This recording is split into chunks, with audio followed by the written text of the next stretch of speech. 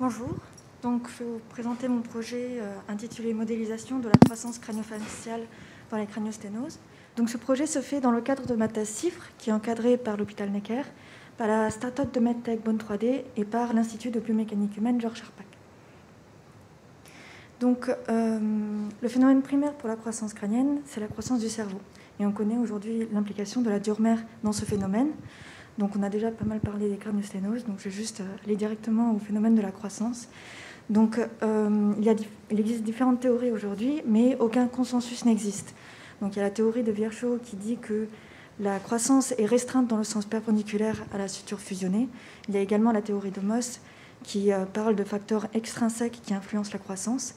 Et il y a la théorie de Delachaux qui précise un peu la théorie de Virchow et qui dit que, par exemple, les volets osseux,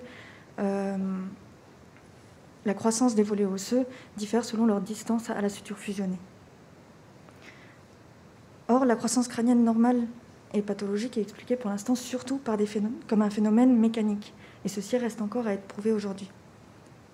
La compréhension des phénomènes liés à la croissance en cas de craniosténose pourrait permettre une identification précoce des patients avec des facteurs de risque morphologiques et une prise en charge personnalisée avec une meilleure connaissance de la croissance crânienne et en cas de craniosténose. Donc, pour comprendre mieux le phénomène de la croissance, on peut utiliser un modèle descriptif et pour étudier des paramètres, on peut utiliser un modèle compréhensif. Donc, pour la croissance normale, on pourrait étudier les paramètres suivants, donc l'influence de structure anatomique et la fermeture normale de la structure métopique.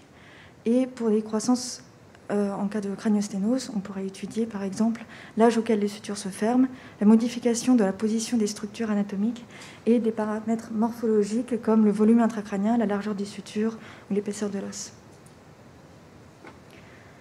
Donc je vais vous parler maintenant un peu de modèles qui ont déjà été développés.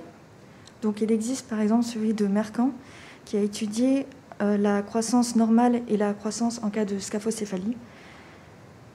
Il existe également des modèles compréhensifs, donc basés sur la simulation numérique, en 2D ou en 3D. Et il y a par exemple celui de Weikenmeier qui étudie la croissance normale, donc sur la figure c'est celui à gauche, et dans différents cas de craniosténose qui sont sur la figure à droite.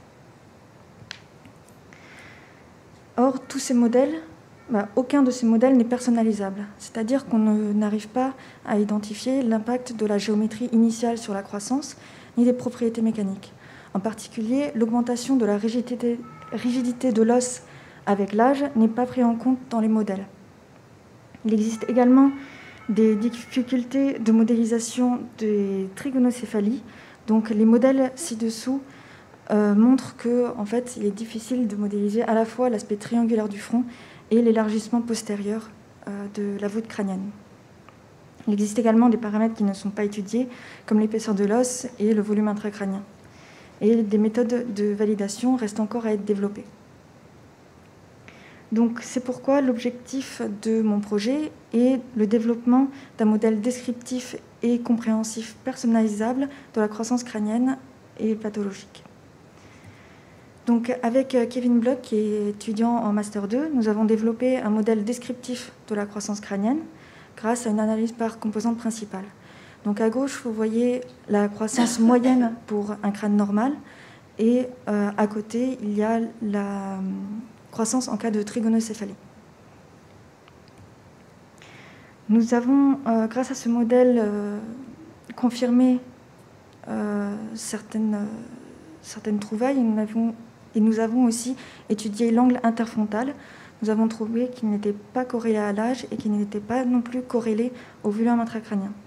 Nous avons évalué le modèle sur 3 patients, donc c'est-à-dire que nous avons pris la géométrie initiale du patient à l'âge le plus jeune et nous avons appliqué dessus notre modèle de croissance crânienne personnalisée. Nous avons ensuite analysé la distance entre le crâne calculé et le crâne du même patient à l'âge avancé. Et nous avons trouvé des résultats qui nous paraissent encourageants, vu que la distance entre le modèle calculé et, la géométrie calculée et la géométrie réelle était entre 2 et 5 mm. Donc nous avons plusieurs perspectives. La première est de valider notre modèle sur des crânes normaux et nous voulons étendre l'étude sur d'autres types de craniosténose. Et nous voulons remplacer l'analyse 2D qui a été faite sur la forme du front par une analyse 3D. Donc on aimerait remplacer l'étude avec l'angle interfrontal par une étude de la courbure. Donc sur la figure, on voit une étude de courbure sur un crâne avec trigonocéphalie.